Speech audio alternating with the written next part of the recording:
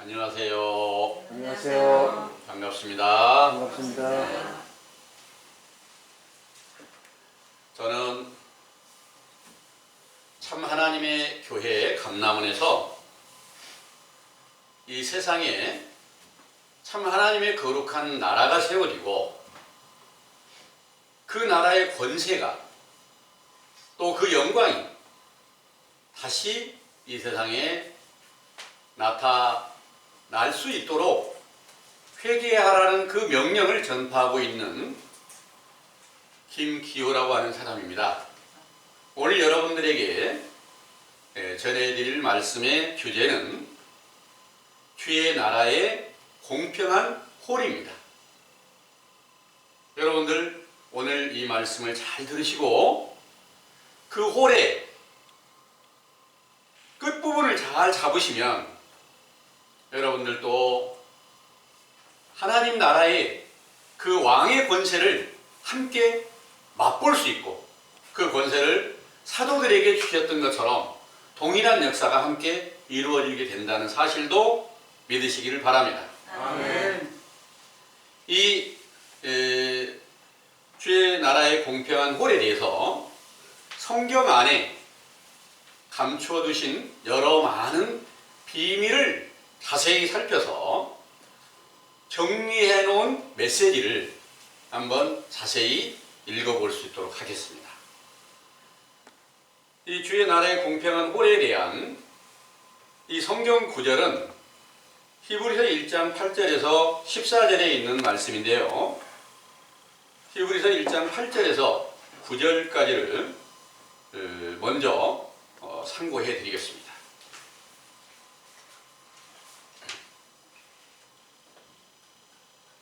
아들에 관하여는 하나님이여 주의 보좌가 영영하며 주의 나라의 홀은 공평한 홀이니이다. 네가 의를 사랑하고 불법을 미워하였으니 그러므로 하나님 곧 너의 하나님이 즐거움의 기름을 너에게 부어 너의 동료들보다 승하게 하셨도다. 아멘. 내용을 참고해 보겠습니다. 공의와 공평을 보좌의 기초로 정하신 참 하나님의 감동을 받은 고라 자손이 다윗 왕을 찬송하는 시에 시편 45편 4절에서 6절입니다. 왕은 진리와 온유와 공의를 위하여 위엄있게 타고 승전하소서. 왕의 오른손이 왕에게 두려운 일을 가르치리이다. 왕의 살이 날카로워 왕의 원수의 염통을 뚫으니 만민이 왕의 앞에 엎드러지는도다. 하나님이여 주의 보좌가 영영하며 주의 나라의 홀은 공평한 홀이니이다. 하신 시편의 글과 모든 성경을 완전케 하시려고 예수께서 세상에 탄생하실 것을 누가복음 1장 26절에서 33절 천사 가브리엘을 그의 모친 마리아에게 보내어 알게 하실 때 보라 네가 수태하여 아들을 낳으리니 그 이름을 예수라 하라. 저가 큰 자가 되고 지극히 높으신 이의 아들이라 일컬을 것이요 주 하나님께서 그 조상 다윗의 일을 저에게 주시리니 영원히 야곱의 집에 왕노를 타실 것이요 그 나라가 무궁하리라. 하신 말씀대로 탄생하신 예수께서 기름 부음을 받은 유대인의 왕이시지만 육체로 계시는 동안에는 다윗이 사울 왕을 피한 것 같이 헤롯 왕과 그 관원들과 백성들이 죽이려 할 때 피하실 때도 있었지만 때를 따라 표적과 기사와 복음을 전파하시며 제자들을 세우시고 자기가 하나님의 아들 그리스도시며 유대인의 왕이신 것을 알게 하시다가 결국은 붙잡혀 십자가에 못 박혀 죽으실 때에 골로새서 2장 15절 승리하시는 바 곧 진리와 온유와 공의를 세우시기 위하여 외식하는 유대인들을 지배하는 마귀를 멸하고 승전하신 것이지요. 이로써 로마서 1장 3절에서 4절 이 아들로 말하면 육신으로는 다윗의 혈통에서 나셨고 성결의 영으로는 죽은 가운데서 부활하여 능력으로 하나님의 아들로 인정되셨으니 곧 우리 주 예수 그리스도니라 하시고 또 빌립보서 2장 5절에서 11절 그는 하나님 본체시나 동등됨을 취하지 않으시고 자기를 종의 형체로 사람의 모양으로 나타내시고 자기를 낮추어 십자가에 죽기까지 복종하심으로 하나님이 그를 지극히 높여 모든 이름 위에 뛰어난 이름을 주시고 하늘과 땅과 땅 아래에 있는 자들로 모든 무릎을 예수의 이름에 꿇게 하시고 모든 입으로 예수 그리스도를 주라 시인하여 하나님 아버지께 영광을 돌리게 하셨느니라. 하신 말씀이 사도행전 2장 1절에서 4절 오순절에 보혜사 성령으로 충만하셨을 때부터 그 사도들로부터 그리스도의 복음을 듣고 그 능력과 표적을 보고 믿는 자들이 예수 그리스도의 이름으로 세례를 받고 성령을 선물로 받게 된 것이 주의 나라의 홀은 공평의 홀이니라 하신 말씀대로 성취되게 하셨으므로 그 거룩하신 아버지의 이름이 영원히 영광과 찬송을 받으시기에 합당하시나이다. 아멘. 공평이란 한쪽에 기울지 않고 공정하다는 뜻인데 주의 나라의 공평한 홀이란 주의 나라 곧 천국의 계명과 규례와 법도를 성경에 기록하시고 그 말씀대로 순종하려고 예레미야 4장 1절에서 2절 가증한 것을 버리고 마음이 요동치 아니하며 진실과 공평과 정의를 찾는 자에게는 복을 받게 하시고 불순종하며 가증한 것을 쫓는 자에게는 저주로 멸망케 하신다는 말씀이 응하게 하신 것입니다. 홀이란 고대 왕들이 권력의 상징으로 금이나 나무 막대기 등을 아름답게 장식하여 지팡이보다 약간 짧게 만든 도구인데 에스더 5장 1절에서 3절 바사왕 아하수에로가 왕후 에스더의 사랑스러운 모습을 보고 왕이 자기 손에 잡았던 금호를 그에게 내어미니 에스더가 가까이 가서 그 금홀 끝을 만진 일로 인하여 에스더 3장 12절에서 15절에 자기 백성 유다인과 자기 삼촌 모르드게가 아각 사람 하만의 모략으로 죽음의 유경에 있었을 때 그들을 구원한 일이 있었죠. 따라서 천국의 공평한 홀은 창세기 17장 7절에서 8절 하나님께서 아브라함에게 내가 내 언약을 나와 너와 네 대대 후손 사이에 세워서 영원한 언약을 삼고 너와 네 후손의 하나님이 되리라 하셨으므로 그 영원한 언약 안에 천국의 공평한 홀로 비유한 전능하신 권세가 있어 이를 약속의 아들 이삭에게 주시고 이삭이 야곱을 장자로 택하여 창세기 27장 25절에서 29절 축복하여 그 언약을 주셨으므로 세워주셨으므로 그 언약의 주의 나라의 공평한 홀이 있었던 것입니다.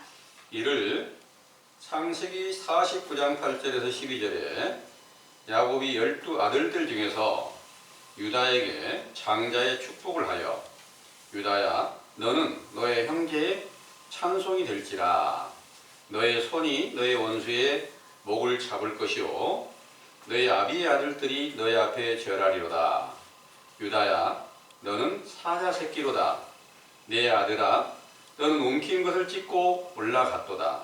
그의 엎드리고 웅크름이 수사자 같고 암사자 같으니 누가 그를 범할 수 있으랴. 홀이 유다를 떠나지 아니하며 치리자의 지팡이가 그 발 사이에서 떠나지 아니하시기를 실로가 오시기까지 미치리니 그에게 모든 백성이 복종하리로다. 하시고 유다 지파로 하나님의 기름 부음을 받고 유다인의 왕이 된 다윗의 시에 시편 108편 7절에서 8절 하나님께서 말씀하시기를 유다는 나의 홀이라 하셨는데 시편의 글과 마태복음 5장 17절에서 18절 모든 율법과 선지자들의 증거 곧 모든 성경을 완전케 하시려고 세상에 인간의 육체를 입고 나타내신 예수께서 부활의 영광을 얻으셨을 때 유대인의 왕 곧 로마서 1장 3절에서 4절 하나님의 아들로 인정을 받으신 것이지요.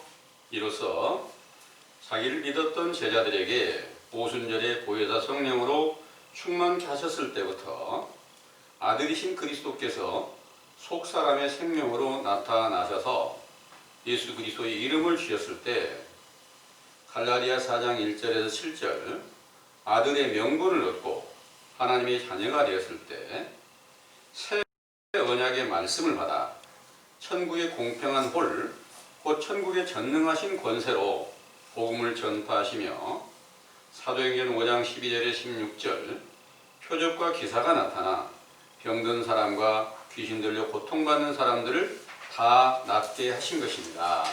이렇게 큰 권세가 나타났던 때를 히브리서 1장 1절에서 3절 모든 날의 마지막에 아들로 우리에게 말씀하셨으니 이 아들을 만유의 후사로 세우시고 또 저로 말미암아 모든 세계를 지으셨느니라. 이는 하나님의 영광의 강체시오 그 본체의 형상이시라. 그의 능력으로 만물을 붙드시며 죄를 정결케 하는 일을 하시고 높은 곳에 계신 위엄의 우편에 앉으셨다고 하셨지요. 상기에 모든 날의 마지막이란 마태복음 13장 37절에서 40절 좋은 시로 비유한 예수님의 말씀을 받아 천국의 아들들이 되게 하는 영적 추수하는 때를 세상 끝날 곧 말세라고 하신 것이며 이 추수하는 때는 사도행전 2장 1절에서 4절 오순절부터 시작이 된 것이며 이 추수가 끝날 일도 디모데후서 3장 1절에서 5절 말세라고 하여 고통하는 때가 이르러 사람들은 자기를 사랑하며 돈을 사랑하며 자긍하며 교만하며 회방하며 부모를 거역하며 무정하며 참소하며 선한 것을 좋아 아니하며 배반하며 경건의 능력을 부인하게 된다고 말씀하셨습니다. 이 때를 일컬어 디모데후서 4장 1절에서 4절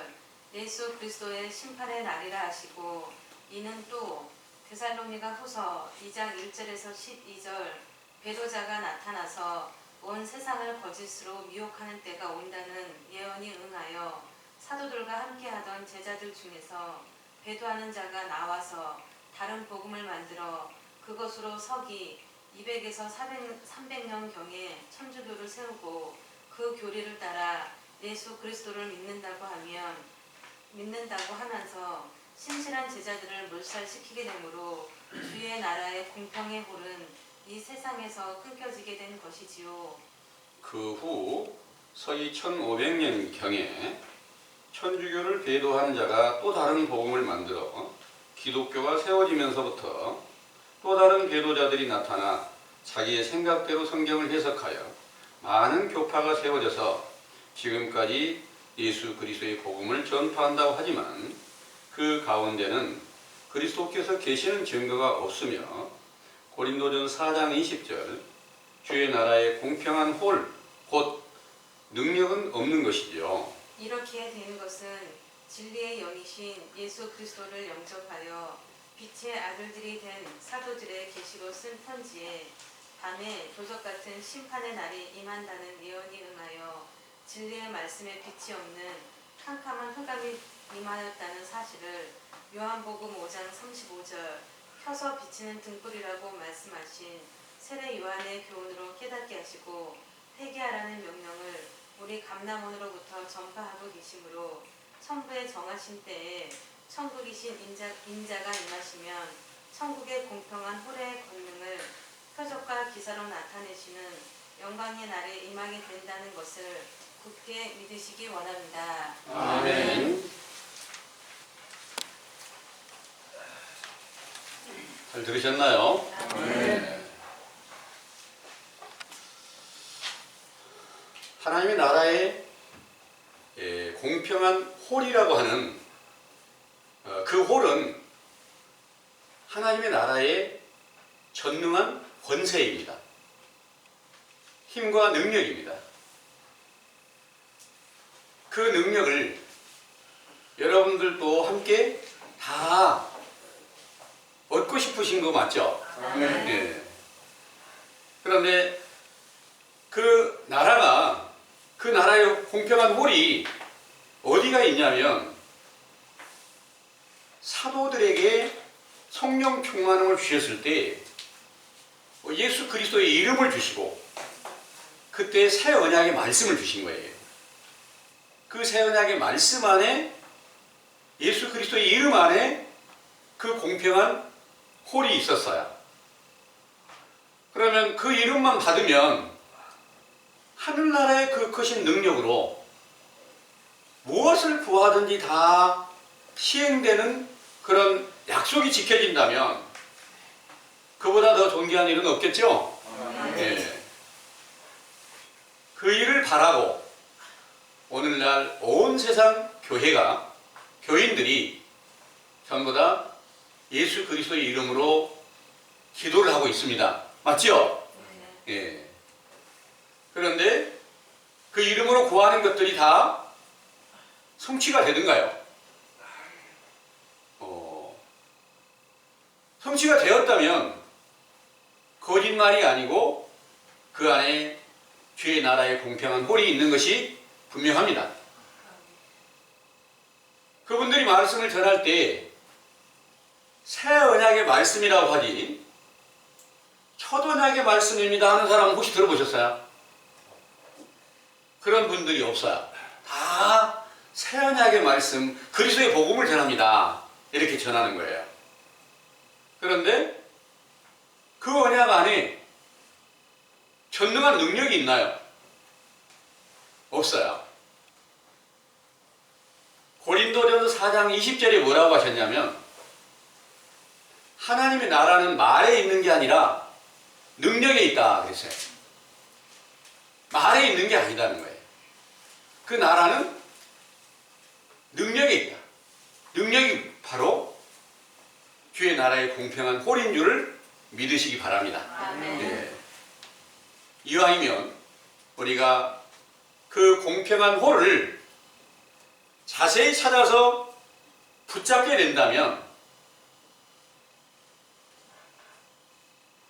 아수에로 왕 때에 그 왕비 에스더가 자기 백성 유다인들과 자기 삼촌 모르드게가 그들을 대적하는 하만이라고 하는 그 사람의 모략에 의해서 전부 다 죽임을 당하는 그런 유경에 처하였을 때 모르드게와 모든 유다인들이 금식하면서 그 에스더에게 그 소식을 전했어요. 그 소식을 전하고 에스더가 함께 금식하고 그 왕비의 옷을 입고 왕이 거하는 그 처소 앞에서 나아가게 되니까 왕 앞에 나아가지 못하고 정원이라고 할까요? 왕이 거하는 그 처소 바깥에서 자기의 모습을 보이니까 왕이 너무 아름답게 보인 거예요. 왕이 볼 때. 그러니까 왕이 그 아름다운 모습을 보고 내가 지금까지 그렇게 아름다운 당신을 가까이 하지 못했던 거, 좀 늘 함께 하지 못했던 것이 좀 부끄럽다. 그런 생각으로 자기가 가지고 있던 금호를 이렇게 내미는 거예요. 금호를 내미르니까 그 끝자락을 잡았을 때 끝자락을 잡게 되니까 만약 그걸 안 잡았다면 그 유대인들과 또 자기 삼촌 모르드게와 또 자기 자신까지도 그 에스더도 유대인이니까 결국 유대인들을 전부 다 말살시키려는 계략에 의해서 죽을 수밖에 없는 거예요. 근데 그 끝을 딱 잡을 때부터 이제 그 왕이 그 끝을 잡고 나서 어떻게 했느냐? 내가 너에게 무엇을 줄까? 하고 왕이 어떻게 해주면 되냐? 하고 물으니까 내가 잔치를 베풀 터인데 하만과 함께 잔치에 나오십시오. 이래가지고 잔치를 베풀고 그날은 아무 말도 안 한 거예요. 또 그 다음 날에 하만과 함께 잔치에 나오십시오. 이렇게 했는데 이 결과적으로는 이제 하나님께서 이제 그 아하수리 왕의 이제 마음을 다 감동시켜 가지고 그 가운데서 이제 유대인들을 다시 살리게 되는 그런 권능을 이렇게 나타내시는 일인데, 처음 시작이 금호를 잡은 것으로 시작을 했어요. 그래가지고 두 번째 아하수에로 왕과 이제 하만이 나왔을 때, 하만이 이제 잔치상에 나왔을 때 거기서 왕이 급한 일로 잠깐 밖에 나갔을 때 이제 그 하만이 에스더에게 이제 뭐 자기가 뭔가를 좀 어떻게 할 일에 대해서 좀 말을 하면서 자기가 이제 굉장히 좀 큰 능력을 받은 사람으로 이렇게 다소곳이 이야기를 하는 거예요. 다소곳이 이야기를 하는데 왕이 바깥에서 그것을 보고 내가 없으니까 그 하만이가 에스더를 취하려고 하는구나, 이렇게 이제 오해를 해가지고 결국 그 자리에서 하만을 죽이고 유대인을 살리는 그런 일들이 일어났었어요. 그래서 금홀 끝자락을 잡은 것이 얼마나 큰 능력을 얻었는가, 이것을 여러분들도 잘 들으시고, 여러분들의 하나님 나라의 그 공평의 홀의 끝자락이, 끝을 잡는 게 뭐냐, 바로 새 언약의 말씀이 공평한 홀이니까 그 사실을 정확하게 알려주고 첫 언약의 말씀으로 죄를 바르게 깨닫게 하고 회개하라는 명령을 붙잡으면 그때 비로소 공평한 홀의 왕의 그 공평한 홀의 끝자락을 잡는 것으로 여러분들이 이미 그것을 잡고 계신 줄로 믿으시기 바랍니다. 이 끝자락을 잡는 자에게 바로 어떤 일이 벌어질까요? 사망에서 생명으로 옮겨지는 일이 시작이 될 줄을 믿으시기 바랍니다. 이 큰 일을 이루시려고 모든 성경을 다 기록하시고 성경의 모든 구약의 약속들을 완전하게 지키시기 위해서 예수님께서 이 세상에 강림하셨다는 것을 조금 전 메시지로 자세하게 정리를 해서 읽어드렸습니다. 그 내용의 시작이 시편 45편 4절에서 6절의 말씀으로 시작을 했는데요. 한번 읽어보겠습니다. 시편 45편입니다. 다시 한번 읽어봅니다.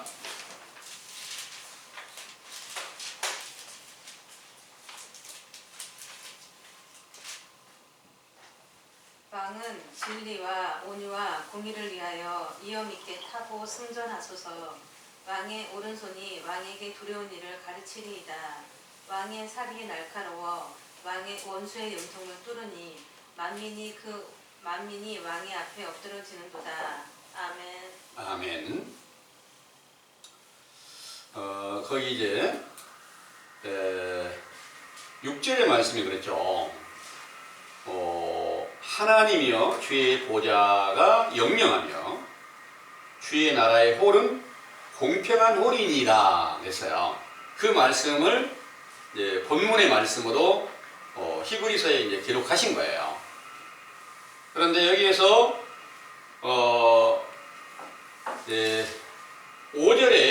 4절의 말씀이 그랬죠. 왕은 진리와 온유와 공의를 위하여 위엄 있게 타고 승전하소서 그랬어요. 승전을 하려면 전쟁을 해야 되겠죠. 그죠? 전쟁 안 하는데 승전해요? 할 일 없죠. 전쟁을 해야 돼요. 그러면 다윗의 시편의 글을 완전하게 이루시기 위해서 오신 예수님이 어떤 전쟁을 하셨을까요? 마귀를 멸하는 전쟁을 하신 거예요.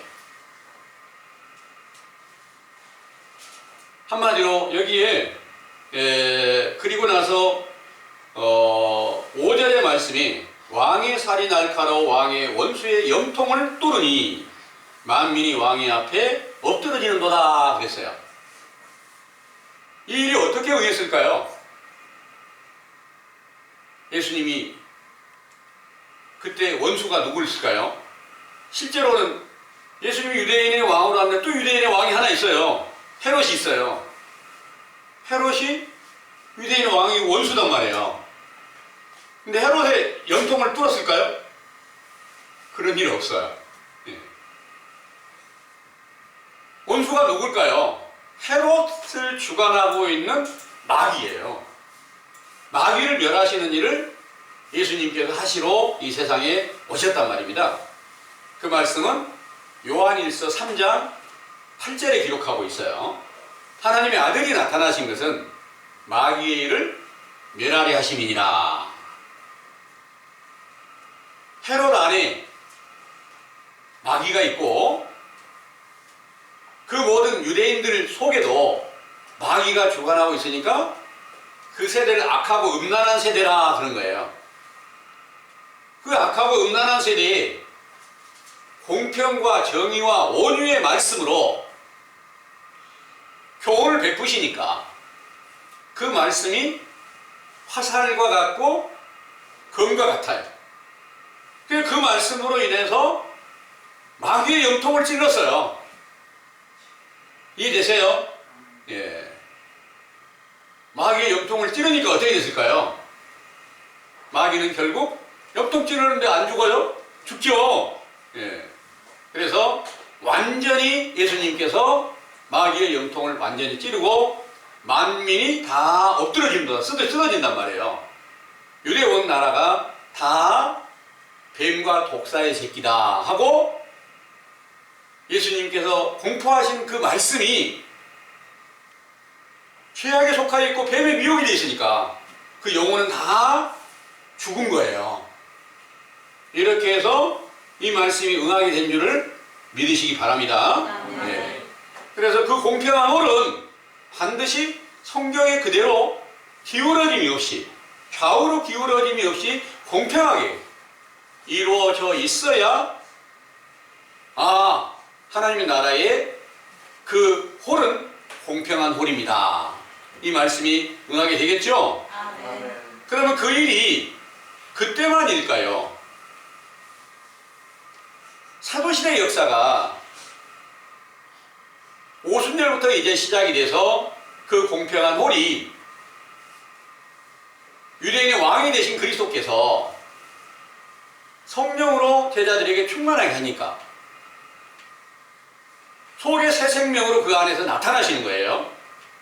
그 나타나신 증거로 예수 그리스도 이름을 주셨어요. 이름을 주시니까 예수님을 십자가에 못 박아 죽인 자들이 예수님 앞에 오는 거예요. 우리가 어떻게 해야 됩니까? 하고 물으니까 사도 베드로께서 너희가 주 예수 그리스도의 이름으로 세례를 받고 죄사함을 받으라. 그리하면 성령을 선물로 받게 된다. 그랬어요. 그 이전까지 죄인의 속하에 있으니까, 죄에 속하에 있으니까 예수님을 십자가에 못 박아 죽을 때 누가 죽였어요? 마귀가 그 안에 있어서 죽인 거예요.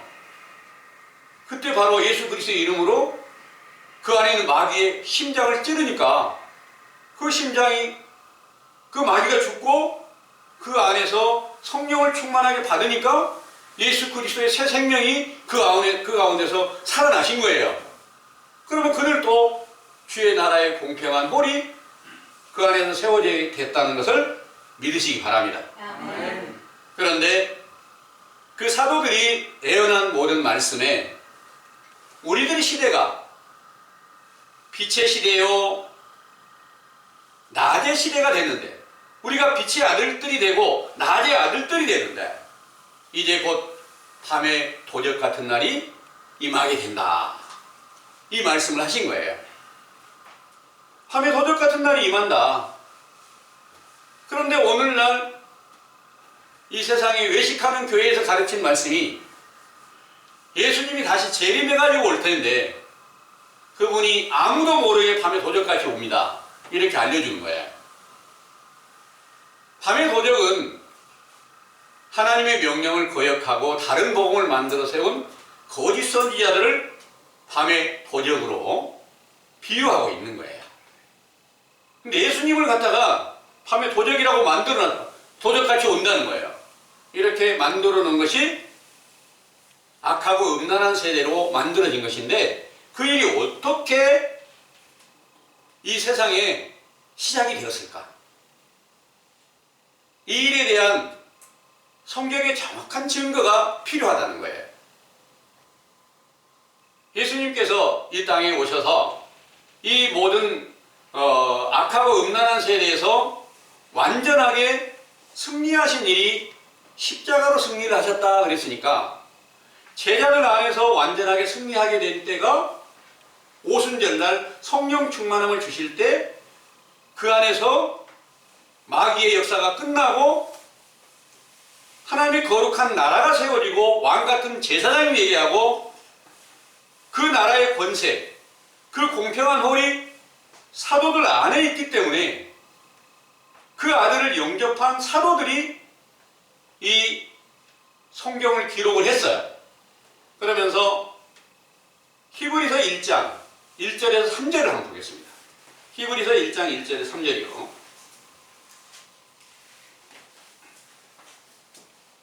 옛적에 선지자들로 여러 부분과 여러 모양으로 우리 조상들에게 말씀하신 하나님이 이 모든 날 마지막에 아들로 우리에게 말씀하셨으니 이 아들을 만유의 후사로 세우시고 또 저로 말미암아 모든 세계를 지으셨느니라.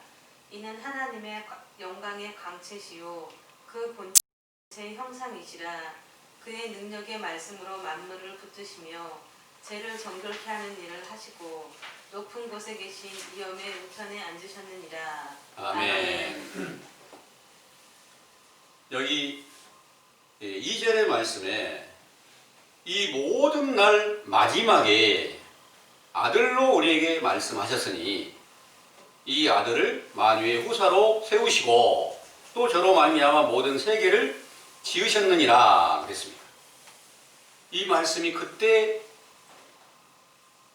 응하고 있다는 내용인가요? 아니면 나중에 온다는 내용인가요? 이 모든 날 마지막에 아들로 우리에게 말씀하셨다. 그럼 그때 바로 그 시대에 응해졌다는 내용이에요. 예, 그 모든 날 마지막이. 그 마지막 날이 뭐예요? 말세죠. 말세가 뭐예요? 세상 끝날이죠. 그렇잖아요. 말세가 세상 끝날이에요. 그런데 그때 아들이 우리에게 만유의 후사로 세워서 우리들 또 후사가 되었다. 이렇게 말씀하세요. 3절에 이는 하나님의 영광의 광채시요 그 본체의 형상이시라. 그의 능력의 말씀으로 만물을 붙드시며 죄를 정결케 하는 일을 하시고 높은 곳에 계신 위엄의 우편에 앉으셨느니라. 이 말씀이 계속 이어져서 본문의 말씀, 그 아들에 관하여 주의 나라의 공평한 홀이 그 가운데 있다. 이 말씀을 쭉 성경의 여러 증거들을 통해서 기록해 놓으시고 있는 거예요. 그러면 여기서 그 아들이 나타나시는 때가 사도들에게 나타나신 때예요. 그때 나타나셨을 때 이 모든 날 마지막이라고 했고 마지막이 세상 끝날이라고 했잖아요. 말세라고 그랬잖아요. 그러니까 이 말세가 언제냐? 마태복음 13장 37절에서 39절을 한번 읽어봐요. 마태복음 13장 37절에서 39절이요.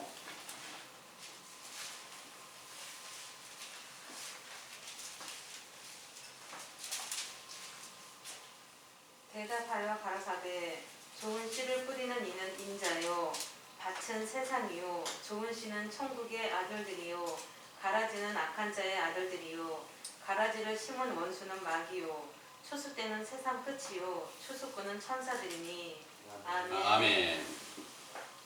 40절에 보면 그런즉 가라지를 거두어 불에 사르는 같이 세상 끝에도 그러하리라 하셨습니다. 세상 끝은 좋은 알곡을 거둬들이고 쭉정이는 꺼지지 않는 불에 태워버리는 심판하시는 일이 바로 세상 끝날이다. 이 내용이에요. 그럼 알곡을 언제부터 거둬들였을까요? 선지자 세례 요한이 맨 먼저 마태복음 3장 11절에서 12절의 말씀이에요. 읽지 않아도 되는데요. 나는 물로 세례를 주지만 내 뒤에 오시는 분은 성령과 불로 세례를 주시는데 그분은 타작마당을 정하게 해서 알곡은 모아 곳간에 들이고 쭉정이는 꺼지지 않는 불에 태운다. 알곡을 거둬들이는 이 일이 지금 추수하는 때 맞겠죠? 좋은 씨를 뿌려가지고 그 씨가 말씀이세요. 하나님의 진리의 말씀을 예수님께서 뿌려서 그 하나님의 밀로 비유한 그 말씀은 모든 좋은 알곡으로 거두어들이는 때가 바로 오순절부터 성령 충만함을 주셨을 때 알곡을 거두어들이는 때라는 것을 알려주신 거예요. 사도행전 2장 1절에서 4절에 성령 충만함을 주시니까 사도행전 2장 14절부터 17절에 보면 성령 충만함을 주셔가지고 방언도 하고 애언도 하고 이런 전혀 보지 않았던 일들이 그때 그 예루살렘 성전 안에 모인 많은 경건한 유대인들이 볼 때에 지금 이 일이 어떻게 응한 거냐, 이게 술에 취한 거 아니냐. 그러니까 베드로가 일어나서 말씀하신 내용이 지금 요엘 선지자로 인하여서 예언했던 말세가 지금 응하게 된 거다. 이렇게 사도행전 2장 14절에서 17절 한번 읽어보겠습니다. 베드로가 열한 사도와 같이 서서 소리를 높여 가로되 유대인들과 예루살렘에 사는 모든 사람들아, 이 일을 너희로 알게 할 것이니 내 말에 귀를 기울이라. 때가 제3시니 너희 생각과 같이 이 사람들이 취한 것이 아니라 이는 곧 선지자 요엘로 말씀하신 것이니 일러스되 하나님이 가라사대 말세에 내가 내 영으로 모든 육체에게 부어주리니 너희의 자녀들은 예언할 것이요 너희의 젊은이들은 환상을 보고 너희의 늙은이들은 꿈을 꾸리라. 아멘. 이 말씀이 바로 오순절날 성령으로 충만케 된 이 일이 요엘 선지자에게 예언했던 말세가 응해서 거기 17절의 말씀에 하나님이 가라사대 말세에 내가 내 영으로 모든 육체에게 부어주리니 너희의 자녀들은 예언할 것이요 너희의 젊은이들은 환상을 보고 너희의 늙은이들은 꿈을 꾸리라 하셨습니다. 이 말씀이 오순절날에 성령으로 충만하게 했는데 이때를 가리켜서 추수하는 날의 시작이라 하는 거예요. 타작마당의 시작이에요. 세상에 타작마당을 이루게 되면요, 끝날이 당연히 있겠지요. 타작이 끝나는 날이 있다는 거죠. 타작이 끝나는 날도 말세일까요? 아닐까요? 똑같은 말세라고 성경에 기록이 되어 있어요. 타작이 끝나는 날도 말세라는 말이에요. 시작하는 날도 말세고 끝나는 날도 말세다. 끝나는 날은 어떻게 끝나느냐? 여기는 지금 성령이 충만하게 했을 때 그 추수 때가 시작이 됐어요. 그런데 끝나는 때에 어떤 일이 벌어지느냐 하면 디모데 후서 3장 1절에서 5절까지 한번 보겠습니다. 디모데 후서 3장 1절에서 5절이요. 네가 이것을 알라. 말세에 고통하는 때가 이르리니 사람들은 자기를 사랑하며 돈을 사랑하며 자긍하며 교만하며 해방하며 부모를 거역하며 감사치 아니하며 거룩하지 아니하며 무정하며 원통함을 풀지 아니하며 상소하며 절제하지 못하며 사나우며 선한 것을 좋아 아니하며 배반하여 팔며 조급하며 자고하며 쾌락을 사랑하기를 하나님 사랑하는 것보다 더하며 경건의 모양은 있으나 경건의 능력은 부인하는 자니 이 같은 자들에게서 네가 돌아서라. 아멘. 자, 여기에는 네가 이것을 알라. 말세에 고통하는 때가 이른다 그랬어요. 이 말세에 고통하는 때가 이른 것은 오순절날 성령 충만함을 주실 때하고 같은 내용이 아니에요. 그때는 성령이 충만해서 예수 그리스도의 이름으로 세례만 받으면 바로 성령을 선물로 받고 하나님 나라 백성으로 돌아가는데, 그 나라의 그 모든 양식과 모든 재물과 모든 것들이 아주 충만해서 누구든지 원하는 모든 것을 다 받을 수가 있었어요. 그런데 그때의 역사가 완전하게 끝나는 말세가 온다. 이 내용을 여기 기록하고 있는 거예요. 그 사람들이 어떻게 한다고요? 자기를 사랑한다는 거예요. 오늘날 모든 교회들이 다 자기만 사랑하고 있는 사람들이 있을까요? 하나님 사랑도 하고 다른 사람 사랑하는 사람도 있습니다. 자기를 희생하는 사람도 있어요. 그러면 그들은 성경의 이 말씀이 응하지 않았겠다. 이렇게 생각할 수도 있어요.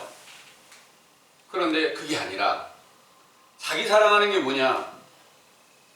하나님의 계명을 어기고 자기 생각대로 성경을 해석하는 가운데서 그 교훈을 얻어가지고 그것으로 인하여서 믿고 있는 모든 사람들, 그 가운데서 온전히 취해서 자기를 완전히 희생하기까지, 죽기까지 복종을 해도 그거는 이 말씀에 쓴 대로 자기 사랑하는 가운데 속할 것이 분명하죠. 그렇잖아요. 그래서 어떠한 교훈을 내가 듣고 있느냐에 따라서 자기를 사랑하는지 하나님을 사랑하는지 이런 것들로 증거가 된다는 것을 믿으시기 바랍니다. 아멘. 여러분들 스스로 사랑하지 않으세요? 자기 사랑하지 않으세요? 다 사랑하고 계세요. 그런데 참 하나님의 나라의 공평한 홀로 인해서 언약의 말씀이 전해질 때 그 말씀 안에 들어왔어요. 그래 그 사실을 믿어요. 그러면 하나님 사랑하는 자리로 돌아왔어요. 계명을 지키는 자는 분명히 하나님을 사랑하는 자로 돌아왔다는 말이에요. 그래서 원래 우리가 자기 사랑하는 자리에 있다가 이제 하나님을 사랑하는 자로 돌아왔는데 완전히 돌아왔느냐? 자꾸 세상 쪽으로 돌아가죠. 마귀가 계속해서 미혹을 하는 겁니다. 그러면 인자이신 예수님이 오셔서 나타나셔서 심장을 확 찔러버리면 마귀는 멸하시겠죠. 이런 일들이 언제 완전하게 이루어졌을까요? 오순절날 완전하게 이루어졌던 것을 이제 분명하게 알려주시고 있습니다. 그런데 그때가 말세라고 했는데 또 말세라는 거예요. 여기도 말세가 끝나는 때예요. 여기는. 그래서 그때는 또 사람들이 돈을 사랑한다는 거예요. 여러분들 돈 사랑하죠? 예. 사도들은 돈 안 썼을까요? 예수님은 돈 전혀 안 썼을까요? 썼어요. 돈이 연보함에 있고 함께 먹어야 되고 입고 살아야 되고 거주하고 살아야 되고 돈이 당연히 필요하죠. 연보함에다 넣은 돈을 갖다가 필요에 따라서 쓰셨어요. 예. 그런데 돈을 사랑한 게 아니단 말이에요. 그건 하나님께 드렸고 하나님의 것으로 하나님의 일을 하니까, 하나님의 일을 했으니까 당연히 일하는 사람에게 입을 봉해놓는 게 아니라 먹을 거 줘야 되잖아요. 입을 거 줘야 되잖아요. 이렇게 해서 썼던 거예요. 예. 그런데 오늘날은 어때요? 아무리 자기가 돈을 버리고 나는 무소유야, 아무것도 없어도 돼, 그냥 무조건 바람이 부는 대로 물결 치는 대로 이렇게 살다가 인생 끝나면 아주 하나님께서 원하는 대로 살고 있는 거야. 말씀만 가지고 살아. 이게 돈 사랑하지 않는 것일까요? 돈을 사랑하는 자들이 전해주는 모든 교훈 안에, 그러니까 사람의 계명을 만들어 전하는 교훈 안에 들어가 있으면 당연히 그들 다 돈 사랑하고 사는 자리에 들어가 있다는 거예요. 여러분들은 어때요? 이제 그 사실을 알았어요. 그리고 하나님의 계명을 지키려고 왔어요. 당연히 돈 필요합니다. 돈 벌어야 돼요. 그런데 교회 연보도 해야 되죠. 이럴 때 이것이 과연 하나님의 계명을 지키는 자의 자리에 돌아왔을 때 내가 행하는 일로 돈을 벌려고 노력하는 일이 이것이 돈 사랑하는 일이냐? 내가 하나님의 계명을 굳게 붙잡고 지키기만 하면 그건 돈 사랑하는 자리에 아니다는 얘기입니다. 그래서 참 하나님의 진리의 계명, 공평의 홀에 끝자락이라도 잡고 있느냐, 그것이 못하느냐에 따라서 내가 돈을 사랑하는 자라 아니면 내가 하나님의 명령대로 순종하기를 원하는 자냐. 네, 여러분들은 분명 하나님의 계명을 지키려고 오늘도 함께 이 자리에 참여하신 거 보니까 나는 돈 사랑하는 자리에서 벗어나려는 노력을 하고 있습니다. 이런 증거가 되었다는 것도 하나님께서 다 살피시고 계실 줄 믿습니다. 아멘. 여기에 또 자긍한다 그랬어요. 자긍하는 게 뭐냐? 스스로 긍휼히 여긴다는 거예요. 나는 그리스도의 은혜로 사는 게 모든 사람들에게 덕을 베풀며 살고 이렇게 살아가는 사람이 있습니다. 대다수가 참 잘못된, 겉으로 봐도 최근 어떤 사람이 보이는 것처럼 그냥 그 재개발을 해야 되는데 그 교회를 부시고 그 자리에 재개발을 해야 되는데 못하게 하려고 막다 보니까 거기 철거하러 온 사람들 갖다 상해를 입히는 이런 일도 벌어지는 것도 보게 되는 거예요. 이런 것들을 보면서 그들이 하나님의 사랑하는 자고, 우리는 돈 사랑 안 하고, 우리는 말세하고 상관없고, 그리스도 안에 있고, 이렇게 다 말을 하고 있어요. 하나님이 내 친구라고 하면서 이렇게 하는 사람도 있더라고요. 이런 모든 것들이 얼마나 부끄러운 일을 하고 있는데 지금 그분만 아니라 좀 더 세상에서는 보기에 참 착하고 의로워 보이고 세상에 좋은 말만 참 골라가면서 이렇게 해주고 자신을 낮추면서 살아가는 그런 목자들도 있어요. 그런데 그 분이 가르치고 있는 교훈과 똑같은 교훈을 가지고 있단 말이에요. 똑같은 교훈을 가지고 있으면 그 자리에 함께 있는 거예요. 그래서 어떤 교훈을 우리가 가지고 있느냐, 정말 참 하나님의 계명을 우리가 굳게 붙잡고 지키는 자리에 있느냐, 그렇지 못하느냐에 따라서 망하는 말세 이 자리에 들어가 있느냐, 아니면 참 하나님의 공평한 홀을 붙잡고 반드시 하나님 아버지의 뜻대로 순종을 해서 아들이신 예수 그리스도를 영접을 하고 나는 그분을 신랑으로 영접을 해서 나는 그분의 신부가 되고 신랑 신부가 내 안에 함께해서 그리스도께서 주시는 새 언약의 말씀이 나타날 수 있기까지 내가 모든 마음과 뜻을 기울여 충성해야 되겠다 하는 노력을 기울인다면 바로 육신의 행위는 내가 조금 부족함이 있어도 분명히 내가 사도들의 교훈을 따르고 있고 예수님께서 인자로 오셨을 때 그 과정을 간절히 사모하고 있고 선지자 세례 요한이 증거한 교훈으로 인해서 우리의 죄와 허물을 분별하고 회개하는 자리에 있다는 거죠. 그런데 자긍하고 있다. 나는 그렇지 않아. 다 거짓된 복음 안에 있으면 이 말씀 그대로 응하여 있다는 사실을 믿으시기 바랍니다. 네. 그리고 교만하다. 무엇이 교만해졌을까?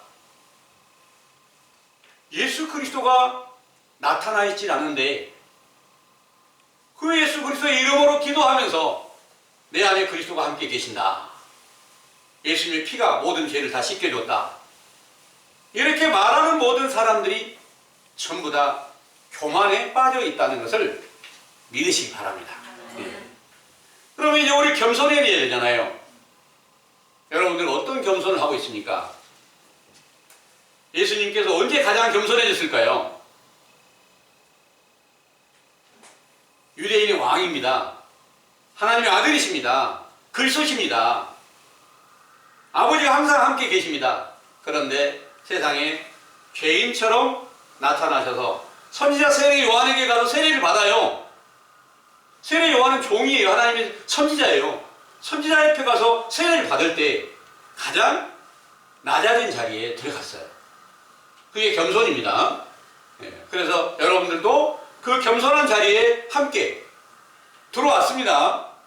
이 사실 확신하게 믿으세요. 아멘.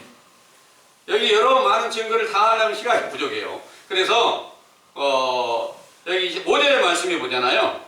경건의 모양은 있는데 경건의 능력은 부인하는 자니 이 같은 자들에게 네가 돌아서라 그랬잖아요. 경건의 능력이 뭐냐? 공평한 홀이에요. 하나님 나라의 공평한 홀.